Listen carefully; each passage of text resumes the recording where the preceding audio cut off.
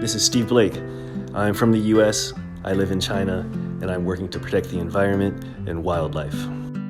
It wasn't China's wildlife or stunning nature that brought me here 15 years ago, but it's the reason why I'm still here today. Like most of you, I grew up in the city, right? The wildlife that I would see was just birds, squirrels, things like that you just see around the city, and regretfully, I didn't really take the time to appreciate them. But here I got this new job. It was with an organization called the Nature Conservancy. I finally started getting the opportunity to get out in the field and see wildlife, see these places that so many people are working hard to protect. And I remember one story really clearly was when I got to go to northern Sichuan province to a nature reserve there. This nature reserve has pandas, right? Wild pandas. We were hiking around on these small mountain trails, checking camera traps to see what kind of wildlife that they had photographed. And so we're walking along, and all of a sudden everybody stops and it gets really quiet. And I was thinking, oh, well, what's going on? But it actually turned out they had found panda poo, right? There was panda poo sitting there, and then there was all this bamboo that had been chewed up by a panda. But still, that was really, really cool. I mean, I've never been so excited to see a pile of poo before. Panda poo was actually really interesting looking, and it just made me think like, wow, those pandas really are here. I mean, it might be really close, it might be just behind these bushes here, who knows?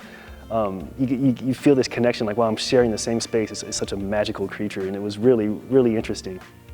Then later in that day, we were walking around by a river, and then look across the river, you hear this commotion in the trees, and you see these, I saw for like 1 or 2 seconds, like a group of orange furry things kind of scampering away, and those were actually Sichuan golden monkeys. I was just thinking like, wow, this small little valley here has orange blue-faced monkeys and giant pandas, right? Like this diversity, and that really kind of represents China's biodiversity. There's so much incredible wildlife in this country, from in the tropical rainforest, there's Asian elephants, to the Tibetan plateau, where there's snow leopards and wild yak. And so then later on, back in my normal life, back in Beijing, I was riding my bike around the city, and I saw this billboard with the basketball player Yao Ming. And Yao Ming was saying to not consume shark fin soup and to protect sharks. And I thought, wow, that's a really cool way of helping inspire people to protect wildlife. It's a whole different way from what I was used to. And so I guess it was fate that later on I actually joined that organization that made that advertisement. The organization is called Wild Aid. And 7 years later, I'm still at Wild Aid, and I'm leading the programs here in China. And one animal that we work to protect here in China is sea turtles. Right? Sea turtles are also, like pandas, like the Sichuan golden monkeys, are also very endangered. They're still found in China's waters, but they very rarely actually come onto shore to hatch anymore, which is really unfortunate. And so there's a lot of people working to help bring sea turtles back here in China. And so I was doing this work for Wild Aid on sea turtles. I got the opportunity to go to Hainan Normal University to a sea turtle rescue center there.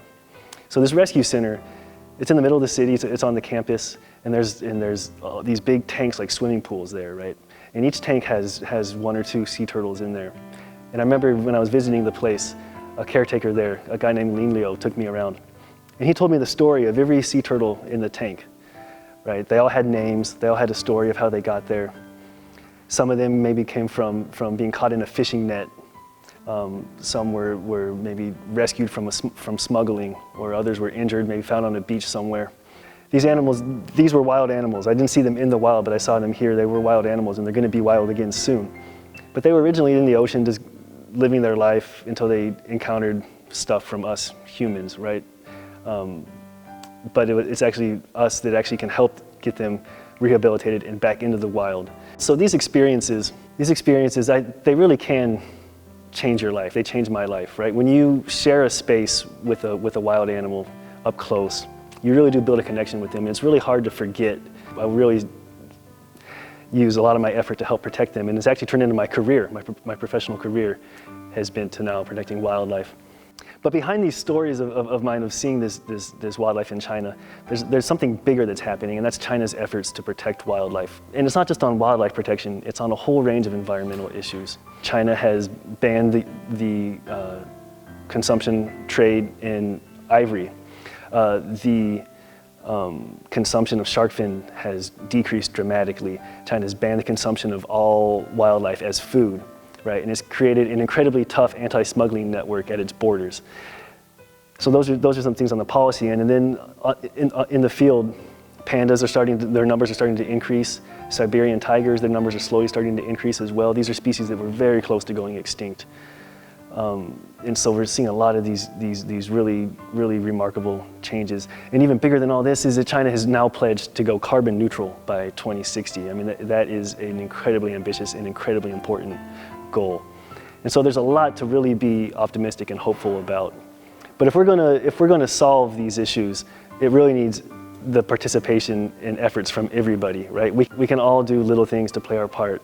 You could even start by just appreciating maybe the birds around you here in the city, right? We can all see birds. That's wildlife too. I mean, I think that's something you can start, and then maybe you get to see wildlife in other places.